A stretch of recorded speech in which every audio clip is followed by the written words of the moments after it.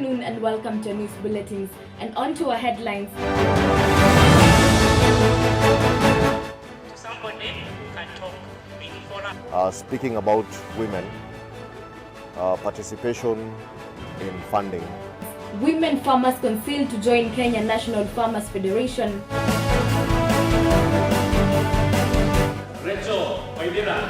State issues 3,657 land title deeds.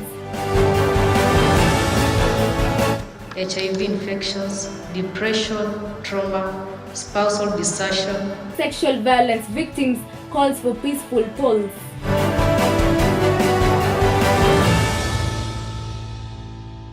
Welcome. The Kenya National Farmers Federation, KNAF, has appealed to women to join organizations and access from legal support among other benefits.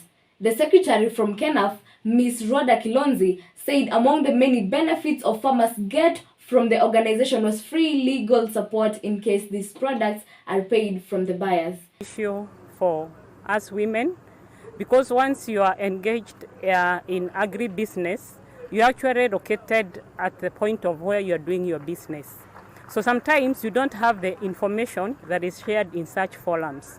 So once they organize such forums, they are able to benefit us and we are able to access, especially the capital they are talking about, capacity building, and also network to help us upscale in agribusiness. She added, the giant organization has the capacity to making demands to the government, especially on the prices of inputs such as fertilizers, and hence more of the numbers, the better the bargaining power. And the reason that we are here today is just to make sure that we mainstream funding, and specifically funding for women and women-led enterprises.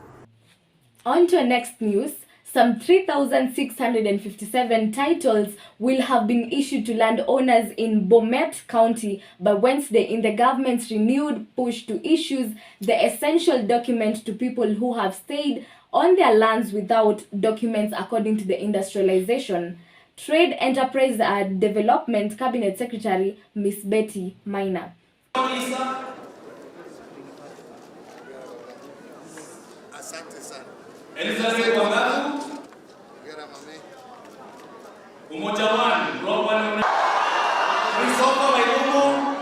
Ni kuwaomba kwa sababu kutoka leo ni mali yenu. Si ni kweli? Muitumie kwa njia ambaye italete manufaa kwenu nyinyi, kwa familia zenu na kwa vizazi ambavyo vitakuja baadaye. Ezekia.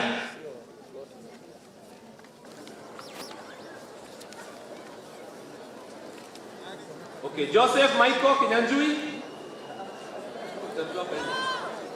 Anthony Maina. Nasema asante kwa rais, alafu mnabinuka mnakaa chini. Teknolojia ziko hapa. Leo mtabaki nyuma kwa polepole. Ambapo ndio tuanza, ndio tunaweza kuendelea. Wasiwasi ilikuwa kwamba usipopewa na rais utakuwa ndoto yako usijali. Leo tunapeana Kenya yote. Kwa hiyo teknolojia yake. Moving on swiftly, sexual violence survivors and civil society groups have raised concern over the increased cases of sexual violence during the electioneering period. The activists called upon Kenyans to maintain peace before, during, and after the forthcoming August 9th elections. Assistant Director, the Kenya National Commission of Human Rights, campaigns to be free from any form of violence, adding that sexual violence could not be tolerated in the year's elections. Members of the survivors of the sexual violence network in Kenya Now Want Sexual Violence declared a national disaster, saying even though the numbers of victims increase by day, the victims continue to suffer in silence. Many of us have suffered physical injuries, gynecological complications such as ruptured uterus, fistula, incontinence, sexual dysfunction and infertility, sexually transmitted diseases, HIV infections, depression, trauma, spousal desertion, community isolation, and stigmatization. The survivors who spoke in Nairobi called for tolerance during this electioneering period. They asked politicians to carry their campaigns free from any form of violence. We all recall what has been happening in Nakuru, especially, and also in other parts of the country where aspirants, candidates, have been sexually violated. They put security agents on the spot for allegedly violating the rights of the people they ought to protect.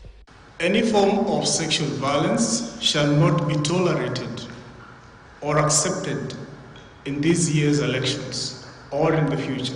We as survivors implore the Kenyan government that in the sad event sexual violence does occur, to ensure that survivors have timely access to emergency medical care, treatment, and legal services.